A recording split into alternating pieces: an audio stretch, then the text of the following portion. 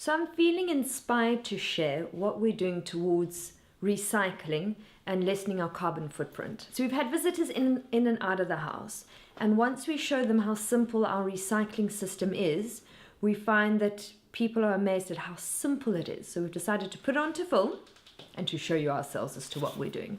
So normal household, we've got a very tight setup where we've got 2 bins that's in the cupboard. So this back bin is all the bin that we put our waste into, which admittedly what we're finding with all the recycling that we're doing, that this waste bin only goes through to into the big bins that goes to landfill like maybe once every 3-4 weeks. Our big bin very rarely goes out. So what we're putting into this bin is any of your plastic containers. You can see we've got different size containers that go into there, and then this and the glass, and that will go through to the recycling center, which is just down the road. From there we've got our compost. So any waste that comes through from the kitchen, we just put into the compost, which we fondly call as putting it into the ferry, so make it fun.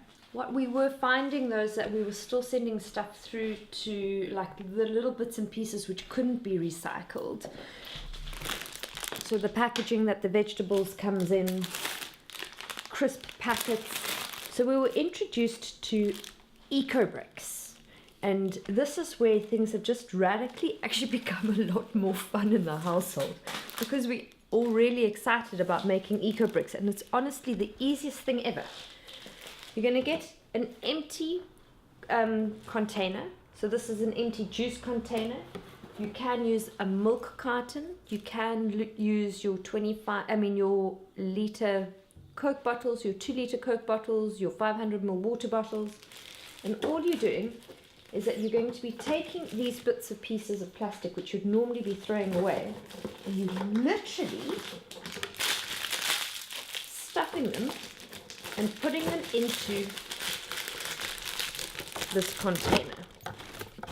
And you can honestly be putting anything in here. So this was our packet from our morning croissant. This goes in. You can see we've been putting in pieces of carton towel that we would normally be throwing away. So anything that you can be throwing away, you can be putting, if you're a smoker, you can be putting cigarette butts in here. If you're a beer drinker, you can be putting your bottle tops in here. Any cling film. Into coffee packets.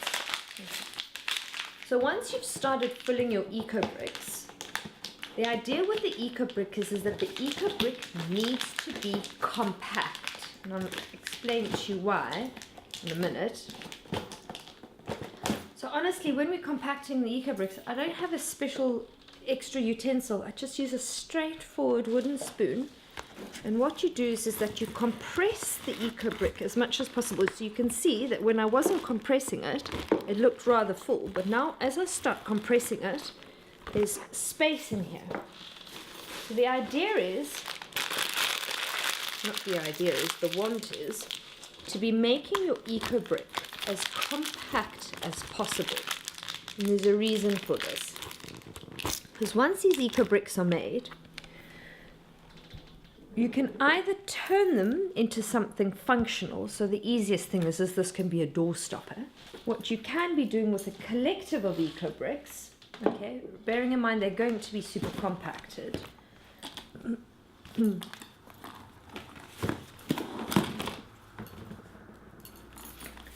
With the help of some silicone, you can be turning these into chairs, covering them with beautiful material. You can be gluing them together. Admittedly, what we do in our house is we take all our eco bricks and we drop them off with a company called Wasted. And what Wasted is doing with the products is they're using these eco bricks to help build schools, to build libraries, and they're using them instead of a cement brick or a sand brick, they use these instead to be making your schools and your libraries, turning them into chairs, turning them into tables. So nothing really is going to waste. Nothing goes to waste because everything just gets reused and recycled. You can see from here as well, we're collecting water from the spring. So we're not using municipal water. We've all got our own glass bottles, which we fill up with water, and we then take these around. So it's stopping us from going through and buying plastic bottles all the time. So therefore we're reducing our waste even further.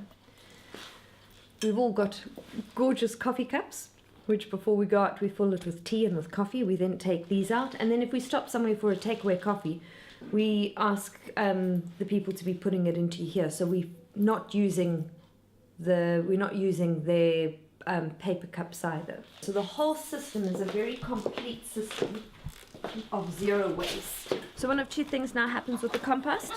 As you can see where these are going now, we've got very happy chickens. So having our own chickens means that we have our own eggs, which, hey guys, come inside, come babies, come inside, hey guys. They're also fun to have as cute pets. So if the compost doesn't go through to the chickens, then it goes into our gorgeous veggie patch, which you can see over here.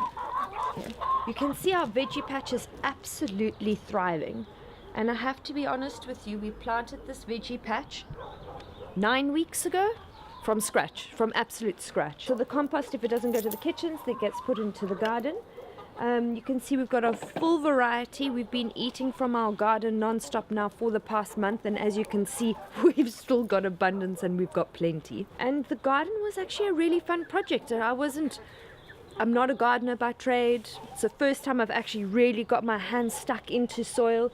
I did have a friend from Pure Beings, Billy from Pure Beings, come give me a hand just with the layout, and other than that, it was the easiest thing, and it's brought me so much joy. I have to be honest with you, so much joy, even in like the evening times, just coming out with my scissors and just cutting the leaves which are going to go into the salad for the garden. So we've got a huge variety of leaves going on. We've got some gooseberries which are almost going to be ready, which I'm excited about because I love my gooseberries. Our tomatoes are taking time because they need time to be growing. My favorite thing is to eat tomatoes. I can't wait to be eating tomatoes from this delicious bush. We've got radishes, very healthy radishes.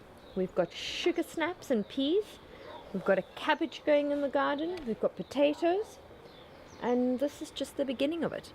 You can also see by the size of the veggie patch, you don't need a lot of extra space.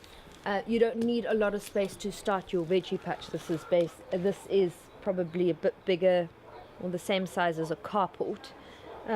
We're a family of 4 people in the house. We've been eating abundantly from the garden, as I said, for the past month.